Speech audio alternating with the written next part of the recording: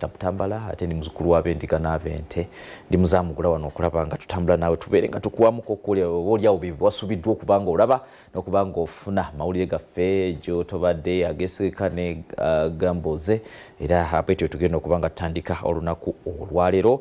kanyumero kano mu program zokka n'ensonga tutandikira mu nteekateeka z'abo bagenda okuvuganya oba bali mu kuvuganya ku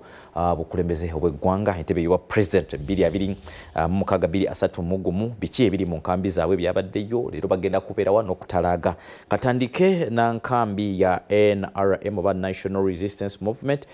tulabe olunaku olwaleero abakulu bano bagenda kutalaaga bitundu kinaki kusinziira ku genina wano mutaano Frank Bulira gwentandise naye wa kibiina kya Revolutionary People's Party olunaku olwaleero yewaddemuko ku luwummula ayagala kubanga kakanamu katetenkanya tobolyawo aganaamuza yemugisha muntu era wa kibiina kya ANT onakulalira yolekedde ebitundu ebyehoima mu kibuga Hoima wabula ate Robert Kyagulanyi Center mu Mitembo owa kibiina kya National Unity Platform oluvannyuma lw'okufundikira enteekateeka ze mu Karamoja agenda kwewamu oluwummula lunaku lwaleero abeerenga awummulamuko ategeeza ekinaddako gye bujja Robert Kasibante wa National Peasants Party wa Nansana Municipality gyagenda okutalaaga ne Mbusiro East wabula ate ne Ethan Nandala Mafabi wa kibiina kya Forum for Democratic Change agenda kutalaaga Jinja n'ebitundu ebiriraanye Jinja byonna wabula ate ye Baraka Munyagwa Serunga mugati gwa Bata Common Man's Party agenda kutalaaga ekitundu ekya Entebbe Municipality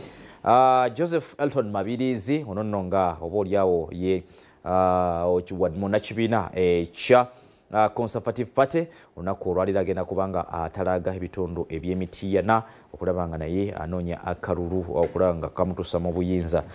Yoweri Kaguta Museveni Tibuhaburwa candidate wa kibiina kya NRM National Resistance Movement olwaleero agenda kubanga atalaaga ebitundu eby'Makindye n'ebitundu eby'Omunnakawa Division anoonye n'okubanga akunga obuwagizi okulaba nga akomawo ng'omukulembeze w'eggwanga 2026 awo nno bwe tugenda okubanga tutandika